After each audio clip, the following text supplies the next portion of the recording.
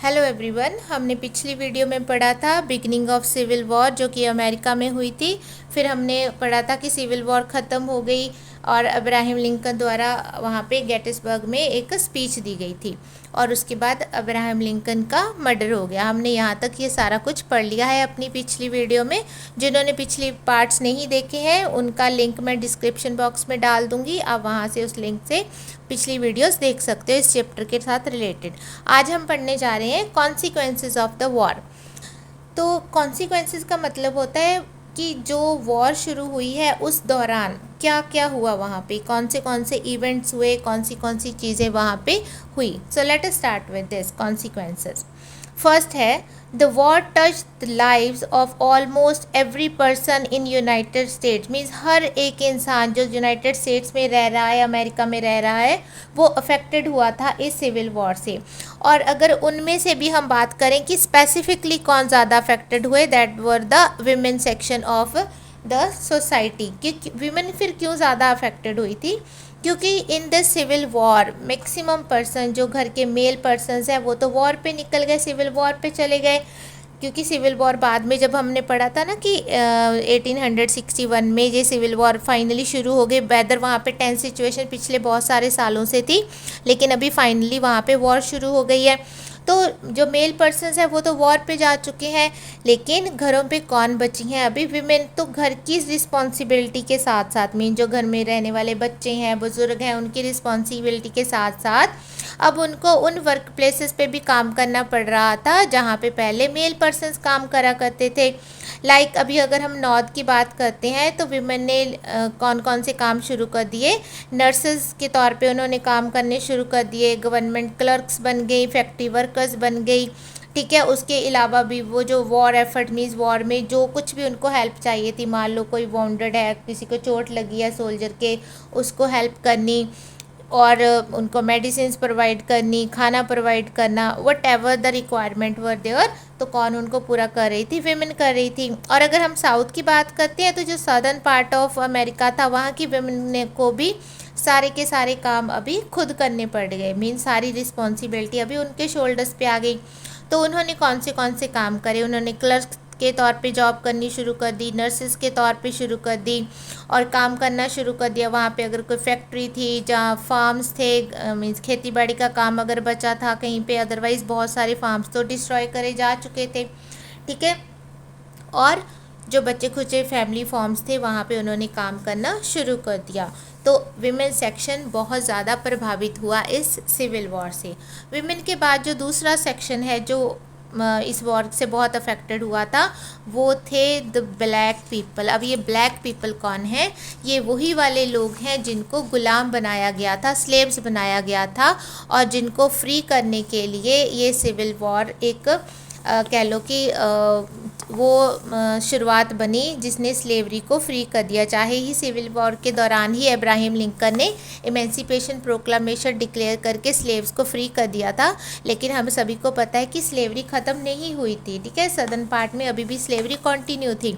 तो इस civil war का रिजल्ट निकला कि जो ब्लैक पीपल है जिनको स्लेव्स बनाया गया है वो फ्री हो गए थे। लेकिन दीज ऑलमोस्ट नियर अबाउट कितने थे? 4 मिलियन ब्लैक पीपल थे जो इस सिविल वॉर से बहुत ज़्यादा अफेक्टेड हुए थे। तो ये स्लेव कब तक थे?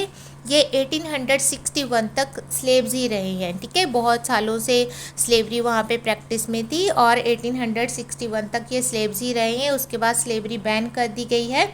लेकिन अब हुआ क्या कि वो स्लेवरी से तो बाहर निकल गए हैं। ठीक है, लेकिन अभी कब तक उनको इक्वालिटी नहीं मिली है? उनको जब तक अमेरिकन कॉन्स्टिट्यूशन में अमेंडमेंट नहीं हुई थी उनको ना तो इक्वालिटी मिली थी, ना ही सोसाइटी में उनको इक्वल राइट्स मिले थे।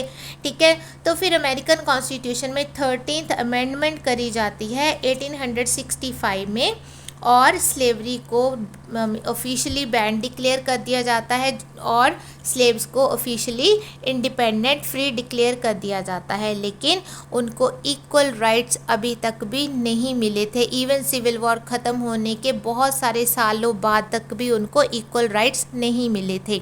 तो they were the people those who affected the more due to this civil war. Third point में है कि स्लेवरी तो ख़त्म हो चुका है, कॉन्स्टिट्यूशन में अमेंडमेंट हो चुकी है, ठीक है। तो कॉन्स्टिट्यूशन में अमेंडमेंट के साथ साथ जब भी कहीं कोई अमेंडमेंट होती है तो सभी कंट्रीज़ के अपने अपने रूल्स होते हैं। तो जब अमेरिका में 13th अमेंडमेंट करी गई थी कॉन्स्टिट्यूशन में, तो उस अमेंडमेंट को मीन्स जो भी सुधार लेके आने थे, सुधार हमें पता ही है कि स्लेवरीज को बैन करना था और स्लेव्स को फ्री करना था। तो इस एक्ट को पास कर दिया जाता है 1865 में वहाँ की कांग्रेस के द्वारा, जैसे हमारी पार्लियामेंट है तो उनकी पार्लियामेंट के द्वारा, और उसको फर्दर रेटिफाई करा जाता है 3/4 स्टेट्स के द्वारा, ठीक है। तो फाइनली ये जो मीन्स कह लो कि स्लेवरी फ्री कर दी गई, स्लेव्स को फ्री कर दिया गया था, तो कब ये अफेक्ट में आता है?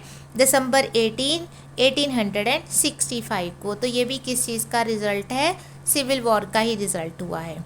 देन लास्ट पॉइंट में लिखा है the war also set the south back at least a generation in industry and agriculture. Means लगभग एक जनरेशन पीछे चली गई है ग्रोथ इंडस्ट्री की एंड एग्रीकल्चर की in southern part of America.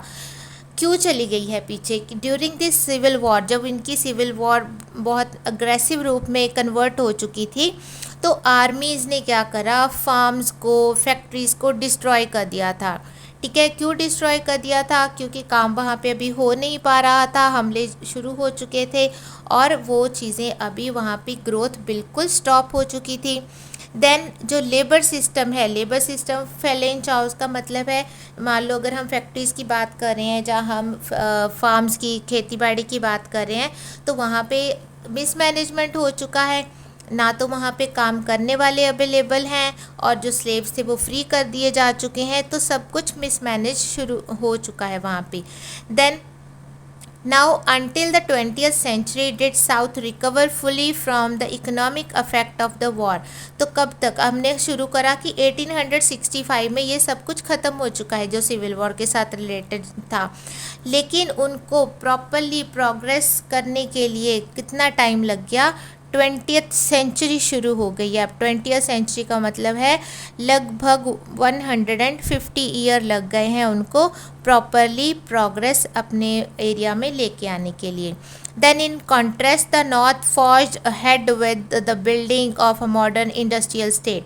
लेकिन जो नदर्न पार्ट था जहाँ पे ऑलरेडी इंडस्ट्रीज थी वो स्पीडली ग्रो अप कर गए, वो स्पीडली कवर अप कर गए इस वॉर अफेक्ट से, ठीक है। तो यहाँ तक हमने पढ़ लिए हैं कि जो वॉर हुई थी सिविल वॉर, उसके कॉन्सिक्वेंसेस क्या थे, कौन सबसे ज़्यादा अफेक्टेड हुआ, कैसे वहाँ पे प्रोग्रेस हुई और कितना समय लग गया वापस वहाँ पे प्रोग्रेस होने के लिए। और सदर्न साउथ पार्ट तो एग्रेरियन ही था, एग्रीकल्चर ही था, तो वहाँ पे प्रोग्रेस लेके आने में और भी बहुत ज़्यादा टाइम लग गया।